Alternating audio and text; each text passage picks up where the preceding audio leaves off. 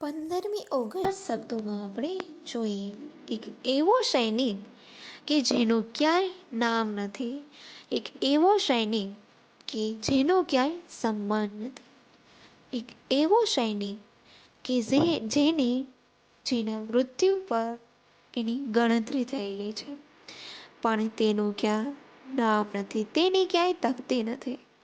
પણ તે છતાં પણ એવું સૈનિક જે ખુશ છે પોતાના દેશની આઝાદી માટે.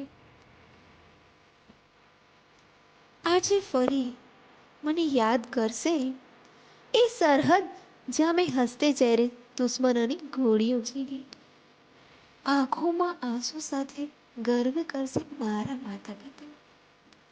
મારી પત્ની સફેદ સાડી પહેરીને ફૂલોથી અંજલિ આપશે. ત્યારે પણ તે ખુશ હશે. જાણું છું કે કારણ કે સફેદ રંગમાં દેશની શાંતિનો સંદેશ આપશે. હવે બહેન સરહદ પર રાખડી નહીં મૂકી શકે, પણ તે છતાં એ ખુશ છે, કારણ કે માત્ર બહેનની રક્ષાનું નહીં પણ પૂરા દેશની રક્ષાનું વચન મેં પાળ્યું. અરે મારો નાનકડો પુત્ર પણ રડતી આંખે જુઓ ને કેવો ખુશ છે, કારણ કે મેં મારેલા દુશ્મનો કરતાં પણ એ વધુ દુશ્મનોને મારવાનું વચન આપે છે.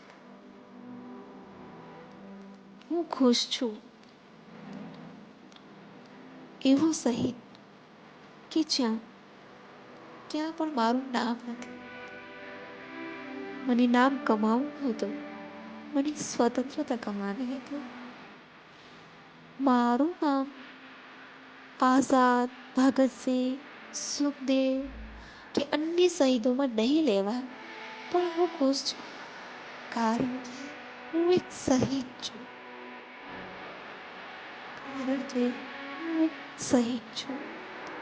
તો મિત્રો, આજે આપણે અહીં એક એવા શહીદની વાત જોઈ કે જે ખરેખર માત્ર દેશની સ્વતંત્રતા માટે સજ્જ છે. એને દેશના રક્ષણ માટે જ વચન આપેલું છે, પોતાની નામના મેળવવા ખાતર નહીં.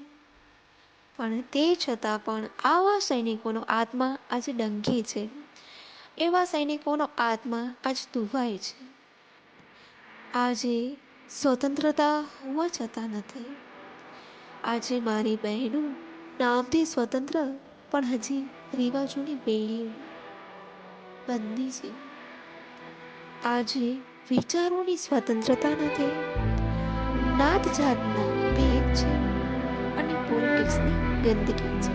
નામ નથી પણ એનું કાર્ય છે, અને એમાં પણ એ સૈનિક ખુશ છે.